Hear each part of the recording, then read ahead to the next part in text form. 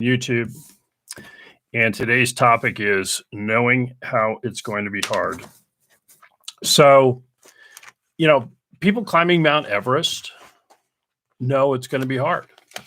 They know how to prepare. They bring oxygen.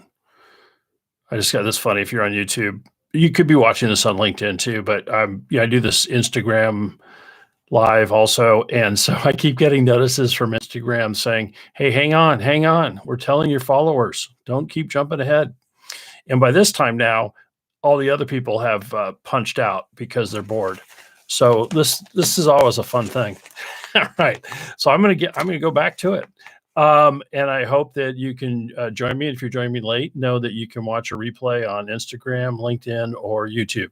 All right. So the topic, knowing how it's going to be hard. And I mentioned how, people who decide to climb Mount Everest know it's going to be hard. In what ways? They know it's going to be hard, and they know in what ways it's going to be hard. So they know to bring extra oxygen. They know, all the specialized clothing they need. They know that they need to physically train and condition. And so with that analogy moving forward, the question is, in the world of being an artist, first of all, accepting it's going to be hard, just as a blanket statement, it's going to be hard. And then the next thing is figuring out how is it going to be hard. And so I want to read a quote from the woman who actually created the My Little Pony, the pony. And, that has been a highly successful franchise for 30, 40 years. But I love this quote. So this woman, Bonnie Zackerly, was being interviewed, and the interviewer asked her, "Do you have any advice for artists?" And she said, anyway, "It's a lot of heartache. I can't tell you how many designs, drawings, ideas you come up with, and only a handful of them make it to the market. And of those that make it to the market, only a handful are commercially successful." Now, I'm not laughing at that concept. What I am smiling about is if we know it's hard going in and we can know how it's going to be hard, then we have a chance to cope with it, and to not only cope with it, but to be massively successful. And so if you go in knowing that most of your ideas aren't going to pay off, and this is true across many, just every endeavor, actually, the world of invention. Thomas Edison allegedly tried 10,000 things before the light bulb worked. Talk or listen to any stand-up comedian talk, even the highest level stand-up comedians, and they'll tell you 70, 80% of their jokes don't even remotely work. And so when you go in and you realize, the hard work in being an artist is accepting that the word passion, because you become an artist because you're passionate about it. But then remember, if you've seen my other videos about this topic, that passion is about suffering. It's about choosing to suffer for your artistry. And so, again, if you know this going in, you now have the potential to deal with it constructively. And so, the hard work, this is true in many endeavors, but the hard work in being a successful artist is in managing your mindset, and it's managing so that you can be in your creative state. And so there are 5 ways that I just want to talk about that come up. And so the first one that artists can have to deal with is feeling misunderstood. And so this can be the solution or an approach that I'm going to offer can feel very harsh, especially to sensitive people. But I add a word that hopefully is helpful. So one of the essential tools in any endeavor a creative endeavor using unproven things is indifference to the opinions of others. And what I want to add is the word focused. So choose focused indifference. And I'm saying this because you don't want to become indifferent across all aspects of your life. That would make you a not pleasant person to be around. But if you will choose to focus, to be indifferent to the opinions of others about your art, and will just keep yourself in your creative artistic state, creating without giving energy to those externalities, you now have upped your potential for productivity. So that's the first one. Next one, feeling your authenticity compromised. They're truly great artists. And again, whether you're, experience, you can hear actors I hear talk about this.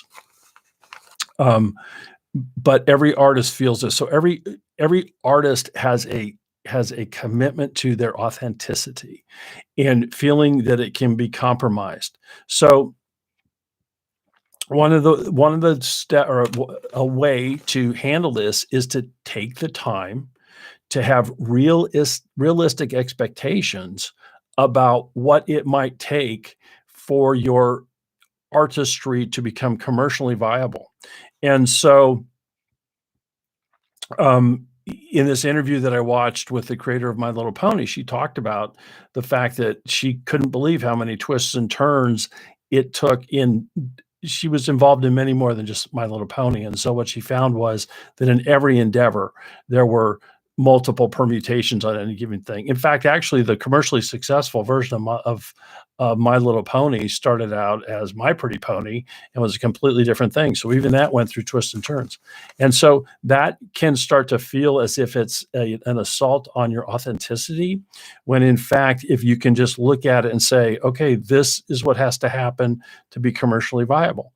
And what I would suggest is that you take, again, something I hear, big movie stars talk about, is that they have an arrangement in their own mind. I'll do one for them, one for me, one for them, one for me. Meaning they'll go and do a movie that they feel is mediocre, but know will be a big blockbuster. It's a big payday. Okay, I just sold a little bit of myself for that, and now I'm going to turn around and I'm going to do one for me. And it may not make them a bunch of money, but it's going to feed my soul. And so feeling your authenticity compromised is about taking the time to realistically assess, understand, and in your mind come to an agreement about how far you'll go in order to achieve that commercial success that you need to put food on the table. Next one is feeling as though you're on a never-ending roller coaster of emotions. And I'm going to pull up a quote that was attributed. A person was talking about autistic people, and I'll just mention I have an autistic son. So what I'm going to say, it could be that I'm kind of twisting it and I'm hopeful that it's not. You don't hear me being disrespectful of this quote. So anyway, the quote is that autistic people don't fake anxiety; they fake being okay. They don't fake anxiety. They fake being okay. Now, I think a lot of that quote can apply to a lot of people in general, but I also think you could easily say artistic people don't fake anxiety. They fake being okay. And so, you can work as an artist. Your work as an artist is all about taking that roller coaster of emotions and putting it on the screen, on the canvas, on the page. It's about taking that roller coaster. And so if you can, part of what can cause your anxiety is wishing you didn't have this roller coaster of emotion. And if you reframe and embrace and say, wow, it's my roller coaster of emotions that actually is my source of my creativity, of what I actually can put out there, then you've reframed it and you can embrace it. The next one, the fourth one, is doubting your inner voice. And I wish I could give you a magic wand to make this one just perfectly, go away or whatever. But what doubting your inner voice is about, also embracing what I've talked about before, it's living in the not knowing. It is giggling at the not knowing. It's like, I don't know, but I'm going to listen to my inner voice. I'm going to put it out there. I'm going to put my creativity out there. And you have got to get to a point where you can just smile and giggle and hear yourself doubting your inner voice and say, okay, I'm putting that doubt aside. I'm listening to my inner voice. I'm putting my art out there. I'm going to continue moving forward. And so, uh, but make yourself a sticker. I heart living in the not knowing. I love living in the not knowing. It's what makes life an adventure. And for some, just me talking about this way can cause you some anxiety or concern. But for those who can embrace it and smile at it and giggle at it, it's amazingly energizing. So the last part about the number 5 is about forming your own team, the hard work of forming your own team, the hard work of saying, I'm a creative person and I need a team around me that can make my bring my artistry to the people. In the history of the world, not just right now, but in the history of the world, there are a few. There's a small handful of ridiculously multifacetedly talented people who can create a one-person empire, and it's a very small number. Overwhelmingly, for an artist to succeed, an artist needs a team. An artist needs, an agent. Just like in show business, an agent, a manager, someone to take care of the business details. And what you want to look at is, in terms of it's not like blindly, oh, I need a manager, I need an agent. No, you need the team that keeps you in your artistic being, in your place of creativity. And the key is to continue relentlessly to assemble that team until you've got that championship team. I mean, just like in pro sports, you keep, you trade players, you cut players, you change, but the hard work, because again, most artists are sensitive and it's not in your bailiwick to aggressively do this, but you can still relentlessly pursue, constantly assembling, disassembling your team until you have the one that keeps you in that right place. And no, I don't want to say this to dishearten you, but just know that will have a life of its own too.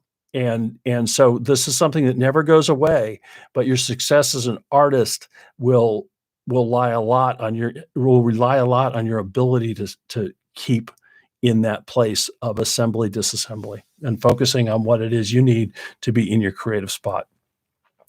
So that's what I've got. I hope it's helpful to whoever has watched this. My name is Robert J. Conley, and I will see you next time.